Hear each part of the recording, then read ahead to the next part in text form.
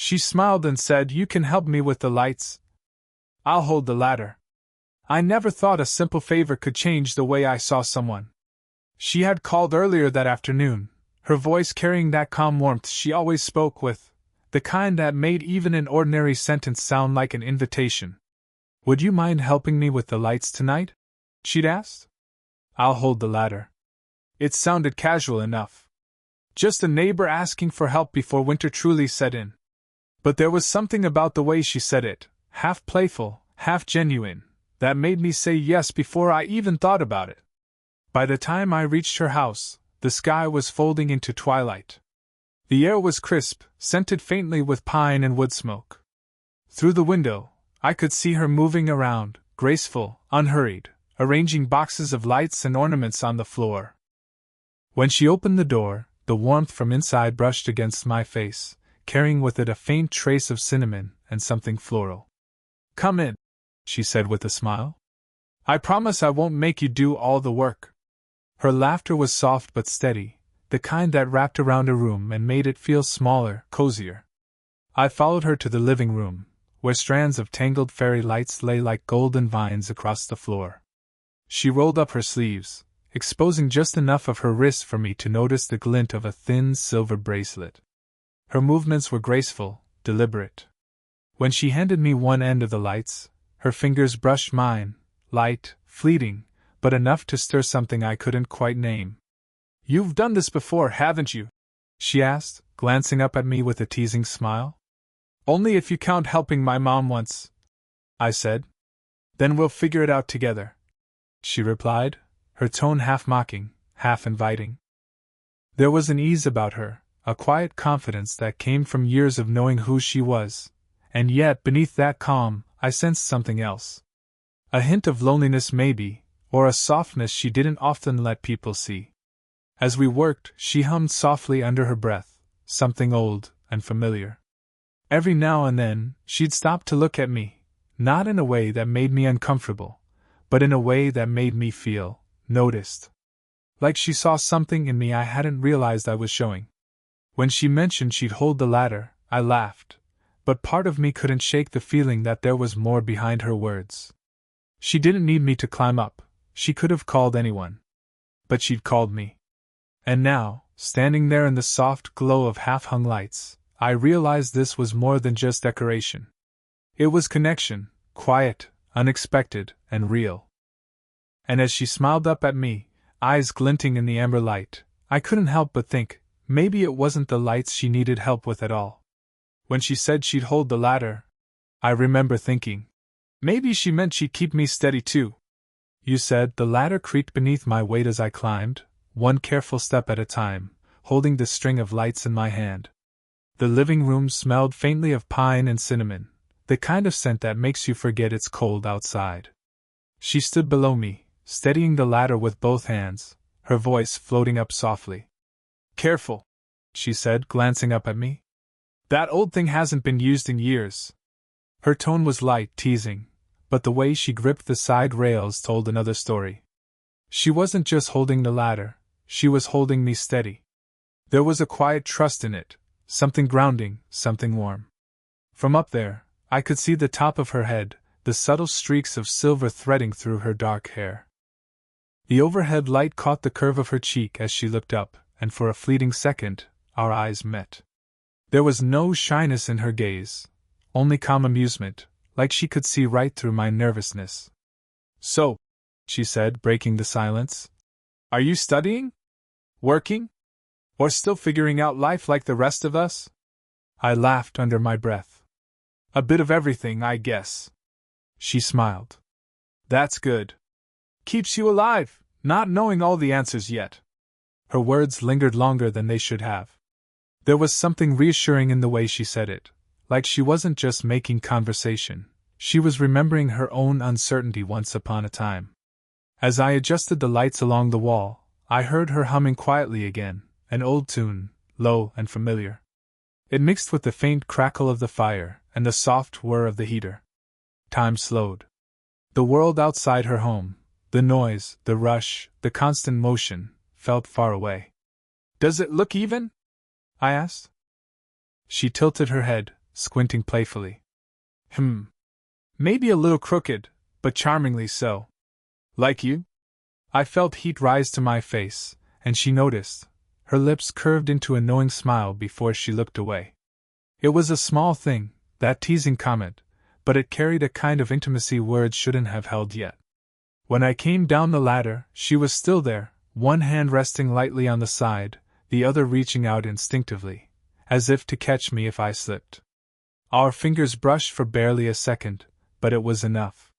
Enough to make me aware of how close she was, how soft her voice sounded when she spoke again. See? You survived, she said, her tone half a whisper. I nodded, smiling, trying to steady the rhythm in my chest. Thanks to you holding it still. She met my eyes, her expression gentle but unreadable. Sometimes all someone needs is a steady hand, she said. The lights flickered above us, glowing softly against the window. But somehow, the room already felt lit, by something quieter, warmer, and far more dangerous. It wasn't the lights that made the room glow that night, I thought as she smiled up at me. It was her. After the last strand of lights blinked to life, she exhaled, a soft, satisfied sound that melted into the quiet hum of the room. The work was done, yet neither of us moved to leave. The air between us felt different now, fuller somehow, holding all the unsaid things that had settled in through laughter, glances, and shared space. She gestured toward the couch. Tea? I nodded, grateful for the excuse to stay a little longer. She disappeared into the kitchen, and I listened to the gentle rhythm of her movements, the clink of mugs, the hiss of the kettle, the faint hum she always seemed to carry with her. When she returned, her hands were wrapped around 2 steaming cups. She handed me one carefully, her fingers grazing mine for just a moment longer than necessary. We sat in the quiet glow of the newly hung lights. The flickering fire cast soft shadows across the room, and the faint scent of vanilla and cinnamon hung in the air. Outside, the world was still, the kind of stillness that feels earned after a long day. She took a sip and smiled faintly. You know, she began, I used to love doing this. Decorating, baking, all of it. But after my husband passed, it just felt strange to keep the traditions going. Her tone wasn't heavy, just honest, like someone describing a season that had quietly ended. I looked at her, unsure what to say, so I didn't say anything at all. Sometimes silence feels kinder than words. She glanced at me then, as if sensing the thought. It's funny, she said. You spend so much time filling your home with light, and one day you realize it's the people, not the bulbs, that kept it glowing. The way she said it, simple, sincere, hit deeper than I expected. I nodded slowly. I think maybe that's why you wanted to hang them again, I said before I could stop myself. Her eyes lifted to mine, soft, searching, a little surprised. Then she smiled. Maybe you're right. For a while, we talked about everything and nothing, work, favorite movies, how quickly the year had gone by. She laughed easily, but there was always that quiet undertone, something thoughtful beneath her words. I found myself wanting to keep her talking, just to hear that sound again, calm, low, melodic. At one point, she tucked a loose strand of hair behind her ear, and I noticed the way her fingers trembled just slightly. I wanted to reach out, to still them, but I didn't. Some moments are too fragile to touch. The fire popped softly, and for a long while, we just sat there, 2 people surrounded by light, speaking less, feeling more. Somewhere between her stories and the silences that followed, I stopped noticing the age in her voice or the years between us. I just saw her, kind eyes, quiet strength, the warmth she carried even when she wasn't trying. That night, I thought, watching her sip her tea and smile at nothing in particular, I stopped seeing her as older, and started seeing her as real. You said, it had only been a day since I'd last seen her, but when her name flashed on my phone that morning, my heart reacted before my mind did. Hey, she said, her voice laced with that familiar warmth. One of the bulbs went out. I promise it'll only take 5 minutes. I told her I'd be there soon. Maybe I should have hesitated, but I didn't. When I arrived, the air had that sharp winter chill that bites gently at your skin. She stood outside, waiting near the porch, wrapped in a thick gray coat. The soft light from her doorway framed her like a photograph, peaceful, steady, quietly beautiful. "I was beginning to think you wouldn't come," she teased. I grinned, holding up the small box of replacement bulbs I'd brought. "You sounded too convincing to say no." Her laugh came easy, light, familiar, the kind of sound that made the cold feel less intrusive. She turned toward the house, motioning for me to follow. "Come on in, hero. The ladder's waiting." Inside, the room felt just like before, cinnamon, pine, and the faint scent of her perfume lingering in the air. The lights we'd hung together still twinkled faintly across the window. But this time, the silence between us wasn't awkward, it was comfortable, like we'd already learned the rhythm of being around each other. As I started checking the bulbs, she leaned against the wall, watching. "You're good at this," she said softly. "I'm learning from the best," I replied without thinking. She raised an eyebrow, that small, amused smile tugging at the corner of her lips. When I stepped outside to check the plugs, a cold wind swept through. I rubbed my hands together and blew into them, trying to chase away the chill. She noticed instantly. Without a word, she slipped off her gloves, soft, brown leather, lined with fleece, and held them out to me. "Here," she said. "You'll freeze out there." "I can't take those." I started, but she just shook her head. "Don't argue," she said, her voice quiet but firm. "You'll make me feel guilty if you get frostbite." I hesitated, then reached for them. Her fingers brushed mine, slow, deliberate, lingering just long enough to make me forget about the cold entirely. For a heartbeat, we didn't move. Our eyes met, and in that small exchange, something wordless passed between us, something that didn't need explanation or permission. She smiled first, that soft, knowing smile that always seemed to say more than her words ever could. "Better?" I nodded. "Much." We went back inside, pretending nothing had happened. But every time I flexed my hands inside those gloves, I could still feel the warmth she'd left behind. She stood by the window, looking at the lights we'd fixed. "Perfect," she said softly. "You always make things brighter." I wanted to tell her that she did too, not just for the room, but for me. If warmth had a shape, I thought as she turned and smiled, it would have been her smile that morning. By the time I'd finished with the last string of lights, the sky outside had deepened into a dusky blue. The windows reflected the soft amber glow inside, turning the room into something almost cinematic, quiet, warm, and suspended in time. She stood beside me, arms folded loosely, admiring our work. "You've officially saved my Christmas," she said, her voice touched with gentle gratitude. "You deserve dinner for this." I smiled, thinking she was joking. But when she turned toward the kitchen and said, "Sit, I'll be quick," I realized she meant it. The smell of rosemary and roasted garlic soon filled the air, and for a moment, I felt like I'd stepped into another life, one where evenings were slower, where someone cooked not out of obligation but care. I tried to protest, but she waved me off with a playful firmness that left no room for argument.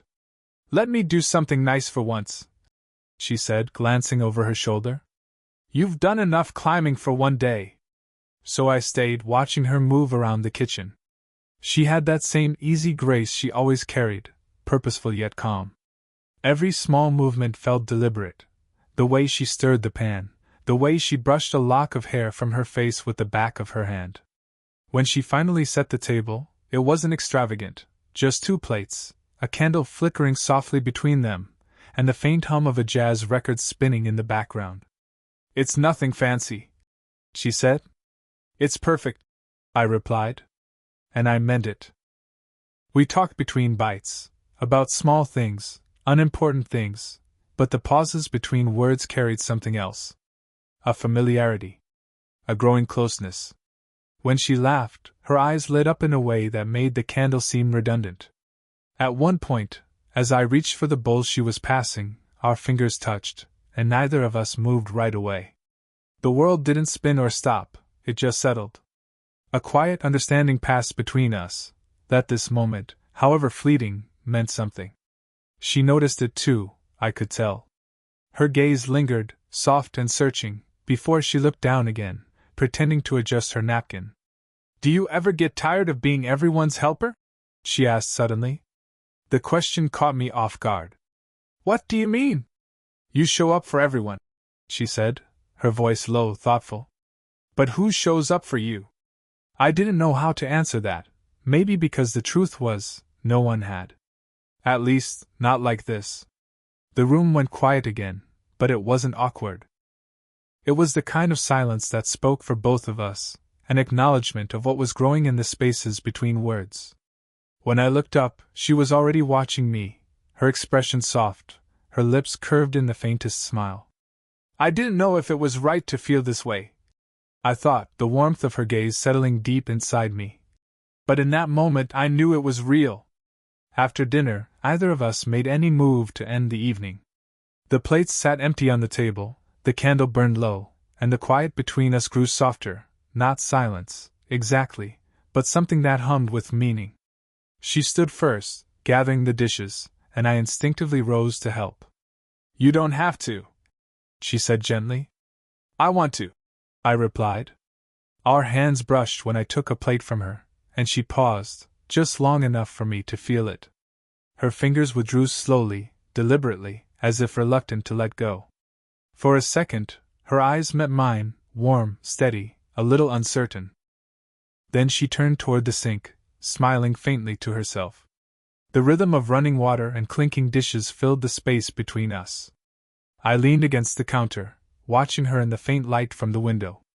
The lights we'd hung earlier glowed softly through the glass, a thousand tiny reflections shimmering across her face. "Do you like how they turned out?" I asked. She glanced over her shoulder, following my gaze toward the lights. "I do," she said. "They make the house feel alive again." She hesitated, then added quietly, "You make the house feel alive again." I didn't know what to say.